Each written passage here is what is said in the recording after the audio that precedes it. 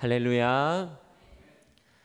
귀한 자리, 말씀을 나눌 수 있는 이 축복된 자리에 불러주신 하나님과 성도님들께 감사드립니다. 월요일 새벽마다 특별히 미얀마 선교사인 저와 저희 가정을 위해서 기도해 주신다라고 들었습니다. 기도에 힘입어 저는 2년 7개월 전에 미얀마에 파송되어서 언어를 배우고 문화를 익히고 또 하나님의 교회가 없는 지역, 복음이 필요한 지역을 계속 정탐하고 리서치하면서 어떤 사역이 일어나야 하는지 계속 기도하면서 이렇게 2년 7개월을 살다가 지금 잠시 일시 귀국한 김기욱 선교사라고 합니다. 반갑습니다. 아유, 박수까지 쳐주셔서 감사해요. 이 아침에 아마 우리 목사님은 어디 가시고 또 더 잘생긴 선교사님이 와 계시나 하시는 성도님도 계실지 모르겠습니다.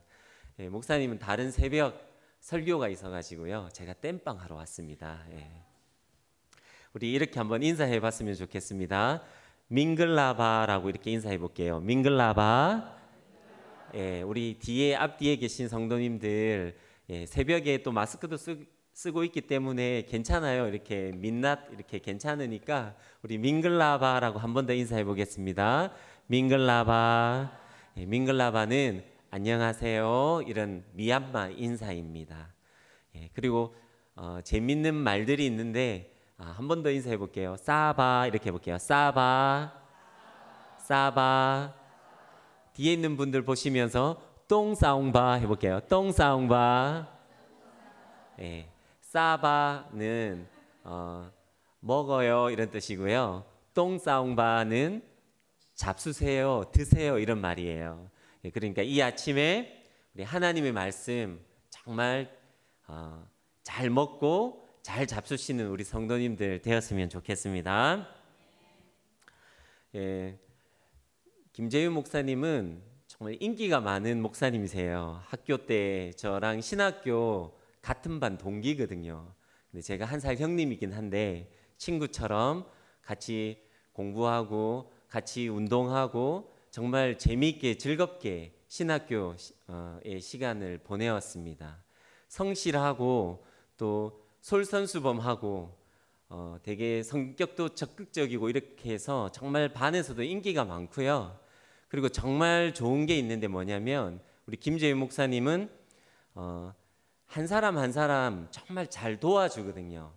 나누기를 잘하고 베풀기도 잘하고 한 영혼을 정말 귀하게 여길 줄 아는 그런 그때 전도사님 우리 같은 신학생이었어요. 제가 뭐 강사가 오면 당연히 목사님 띄우는 이런 거짓말하고 막 뻥뻥 치고 뭐 이렇게 MSG 치고 이런 게 아니고요.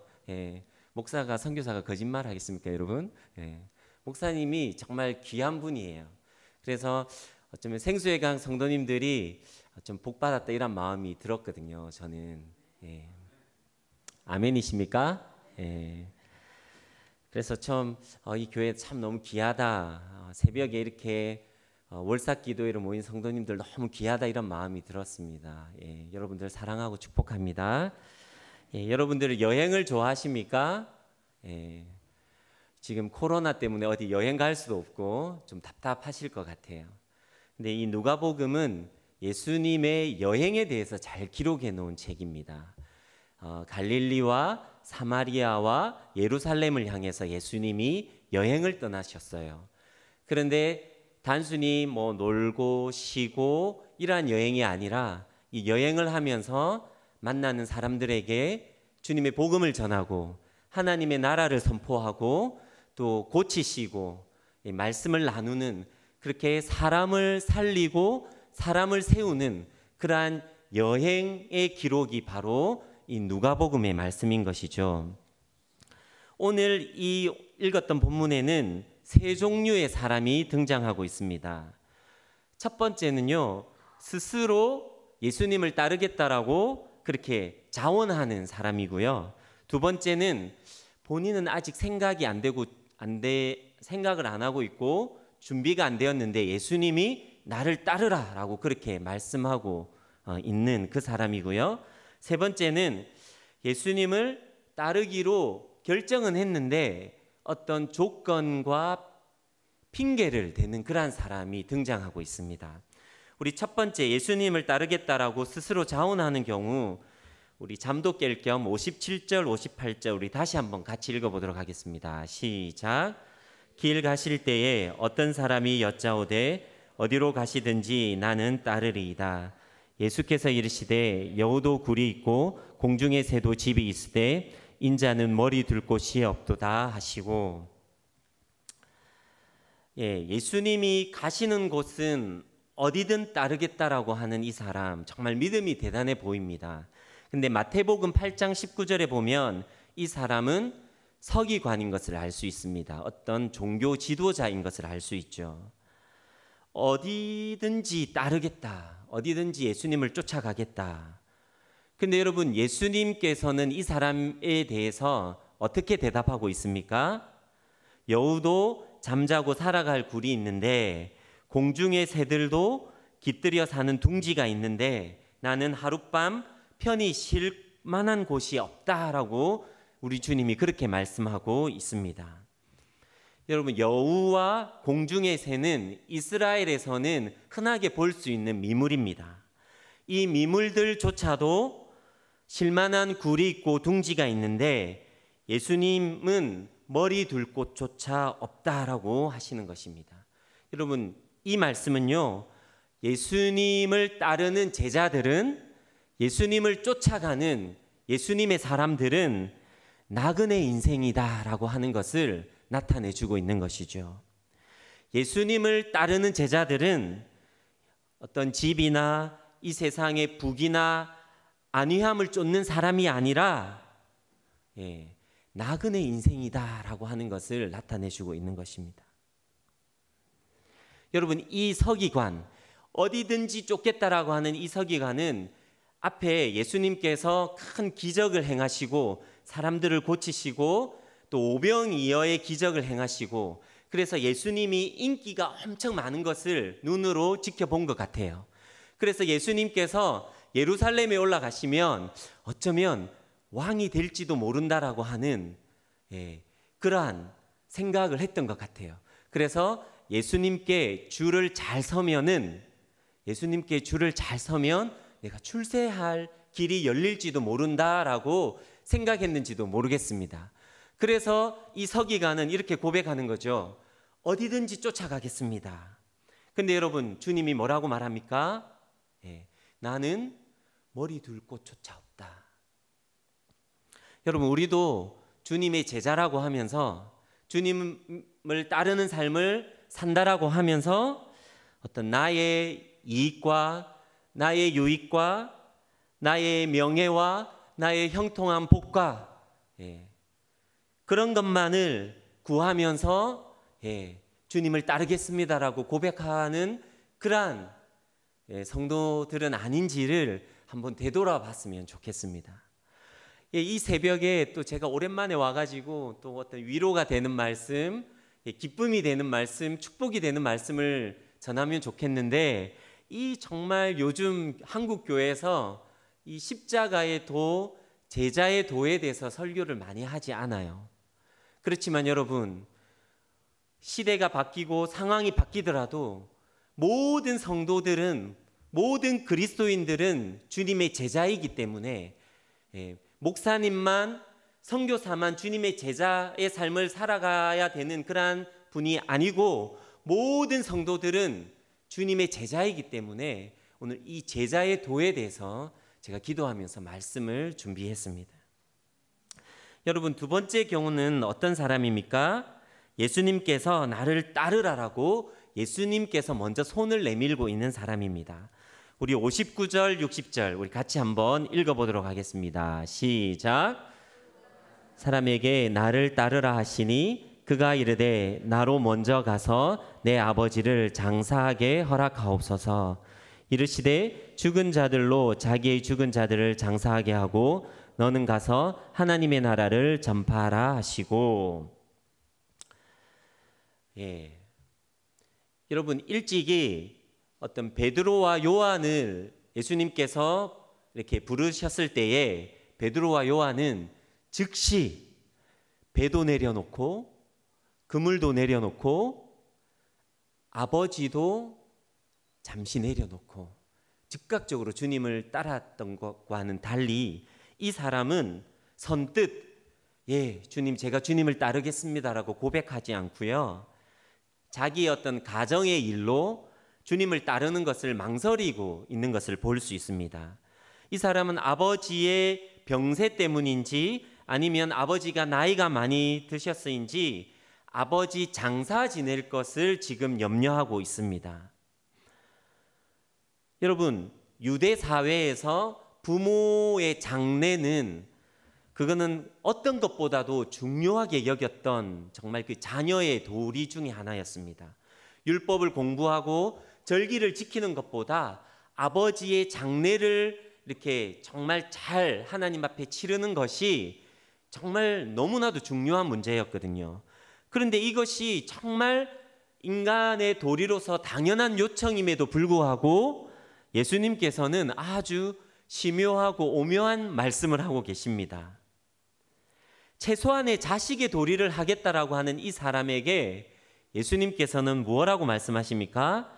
죽은 자들로 자기의 죽은 자들을 장사하게 하고 너는 가서 하나님의 나라를 전파하라. 여러분, 예수님께서 이 사람의 마음을 잘 읽고 계시는 것이죠. 여러분, 어쩌면 이 사람은 예수님을 따라가는 삶이 그렇게 호락호락한 삶이 아니다라고 하는 것을 깨달았는지도 모르겠습니다. 그래서 어쩌면 부모님 핑계를 대는 것인지 실제로 아버지가 정말 죽음에 임박해 있는지 그 사정은 잘 알 수 없지만 예수님께서는 이 사람의 마음을 정말 관통하고 계시는 거죠. 어쩌면 여러분 이 사람은 즉시 결단하고 예수님을 따르지 않는다라면 평생 주님의 제자로 주님을 따르는 삶을 살지 않을 거라는 것을 우리 예수님은 잘 아셨던 것 같아요. 여러분, 죽은 자들로 죽은 자를 장사하라라고 하는 말씀은 이 당시에 여러분 바리새인들이 이 장례를 집행하고 장례의 일들을 도우면서 자기의 의를 과시하는 그러한 풍습, 그러한 일들을 예수님께서 꼬집고 있는 말씀이에요. 그러니까 자기의 의를 내세우는 바리새인들, 생명이 없는 자들, 그 사람들로 하여금 장사를 지내게 하고 너는 나로 인하여 살았으니 너는 나로 인해서 생명을 얻었으니 하나님의 복음을 전파하라라고 예수님이 그렇게 말씀하고 있는 거예요. 지금 예수님을 나를 따르지 않으면 넌 어쩜 평생 나를 따르는 삶을 살지 않을 수도 있어 라고 주님이 그렇게 심령 가운데에 말씀하고 있는 것입니다. 여러분, 마태복음 10장 37절에 보면 아비나 어미를 나보다 더 사랑하는 자는 내게 합당치 아니하고, 저도 이 말씀 붙잡고 많이 울기도 하고 고민도 많이 했거든요. 아비나 어미를 나보다 더 사랑하는 자는 내게 합당치 않고. 여러분, 이 말씀은 부모 공경을 소홀히 하라는 말씀이 아니고 부모 공경보다도 하나님의 복음을 전하는 것, 하나님의 나라를 선포하는 것, 주님의 이름을 전하는 것, 주님의 사랑을 전하는 것, 이것보다 더 최우선되는 일은 없다라고 주님이 말씀해 주시는 거예요. 부모님 공경하는 것을 소홀히 하지 말아라 라고 하는 그 말씀이 아닌 것이에요. 이 세상에 주님을 따르며 주님의 복음을 전하는 것보다 더 소중한 일은 없는 것입니다. 여러분, 우리의 삶에 가장 중요한 최우선으로 정말 주님의 일을 놓아보시기 바랍니다. 주님을 따르는 삶, 하나님의 나라와 하나님의 의를 구하는 그것을 가장 중요한 자리에 놓아보시기를 바랍니다. 그러면 긍휼에 풍성하신 우리 하나님께서 우리의 삶을 가장 선한 길로 인도해 주실 줄로 믿습니다. 하나님의 나라와 주님의 몸된 교회를 위해서 우리의 삶을 드리기 시작할 때에 나보다 나를 더 잘 아시는 주님께서 가장 선한 길로 나를 이끄시는 그러한 놀라운 경험을 하게 될 줄로 믿습니다. 하나님께서 그러한 제자의 삶을 살아가는 우리 성도님들에게 축복하시고 우리의 가정을 그렇게 날마다 인도해 가시는 그러한 은혜가 있을 줄로 믿습니다. 마지막으로 여러분 한 사람을 보도록 하겠습니다. 어떤 조건을 붙는 어떤 자원자인데요. 61절 62절 말씀 우리 같이 읽어보도록 하겠습니다. 시작. 또 다른 사람이 이르되 주여 내가 주를 따르겠나이다마는 나로 먼저 내 가족을 작별하게 허락하소서. 예수께서 이르시되 손에 쟁기를 잡고 뒤를 돌아보는 자는 하나님의 나라에 합당치 아니하리라 하시니라. 여러분, 이 사람은 주님을 따르는 일에 조건을 달고 있습니다. 주여 내가 주님을 따르겠나이다마는 이라고 조건을 달고 있죠. 근데 그 조건은 그렇게 큰 조건이 아니었어요.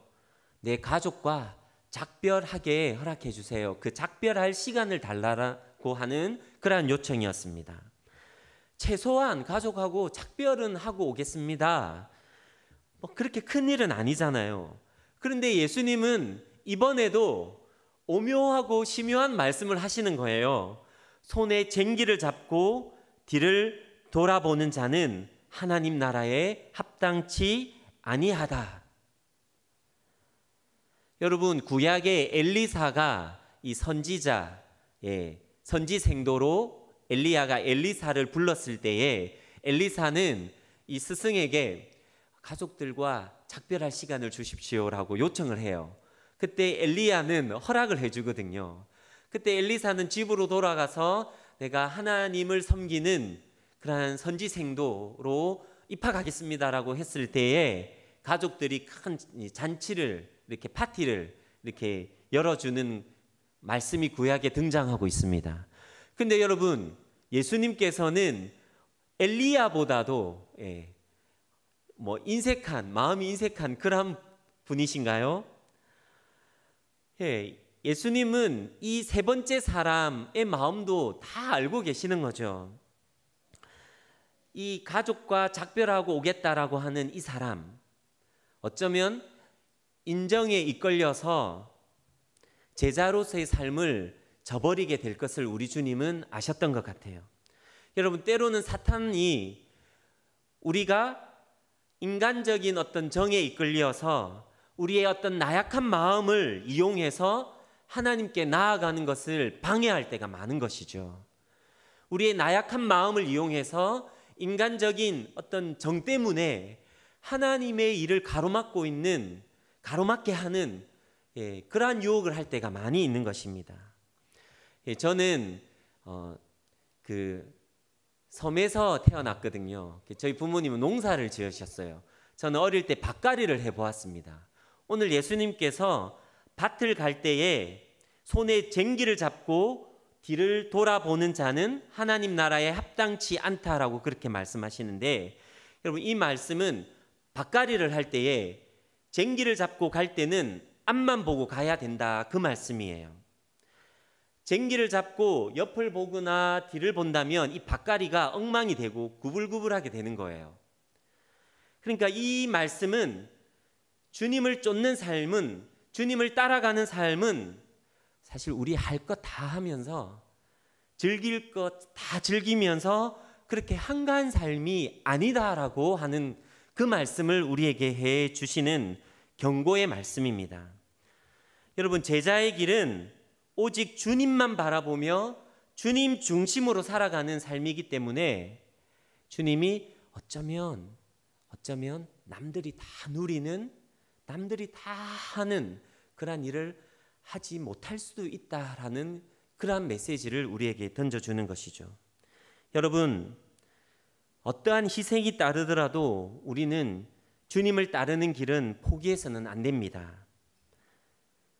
주님을 따르는 길만이 생명의 길이요, 진리의 길이요, 승리의 길이기 때문에 여러분, 우리가 그냥 있어도 되고 없어도 되는 그러한 한 명의 무리로, 그러한 많은 사람들 중에 무리 속의 한 명으로 있어서는 안 되는 것입니다.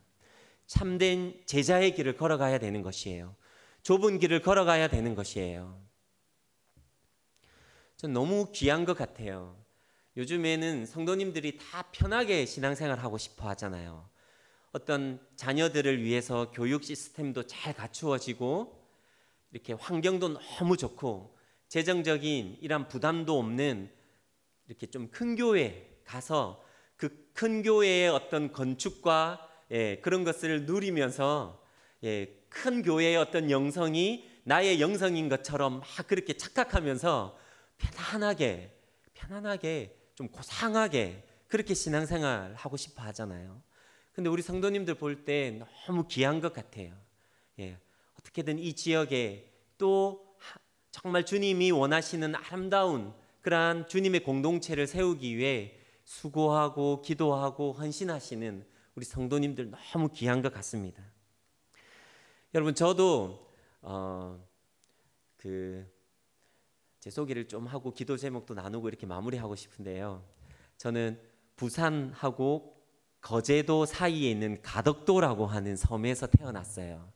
요즘에 남쪽에 어떤 신공항을 이곳에 만드냐 안 만드냐 문제로 엄청 이렇게 좀 시끄러운 곳이기도 합니다.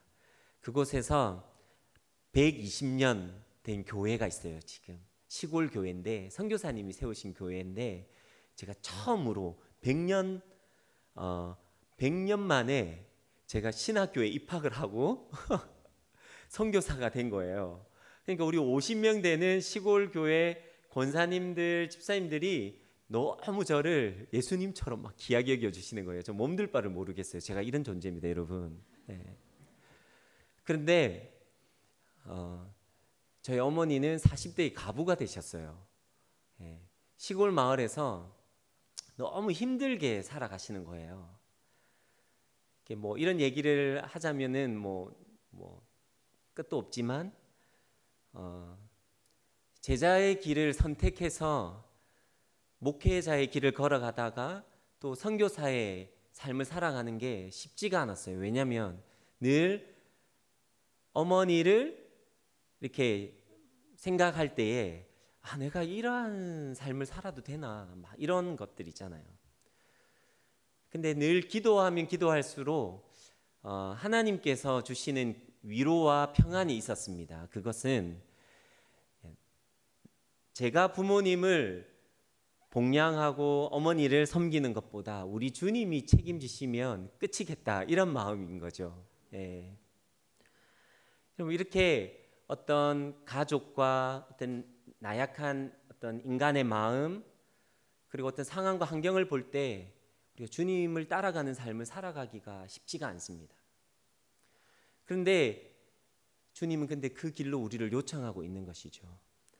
모든 그리스도인들에게 한 명도 예외 없이 주님은 마태복음 8장 34절 말씀에서 누구든지 나를 따라오려거든 자기를 부인하고 자기 십자가를 지고 나를 쫓을 것이다.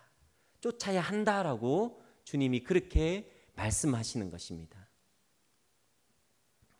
여기 평생에 주의 제자의 삶, 주님을 따르는 삶을 살아오신 분들도 많이 계신데 앞으로 남은 인생도 주님을 온전히 따르는 그런 제자의 삶을 살아가시기를 주님의 이름으로 축복합니다. 그래서 우리의 삶을 통해서 많은 영혼들이 주님 앞으로 돌아오고 많은 위로가 필요한 사람들에게 치유가 필요한 사람들에게 여러분 그늘이 되어주시고 위로가 되어주시고 하나님의 사랑을 나누어 주는 그러한 축복된 인생 정말 은혜로운 인생 살아가시는 여러분들 다 되시기를 주님의 이름으로 축복합니다. 기도하겠습니다.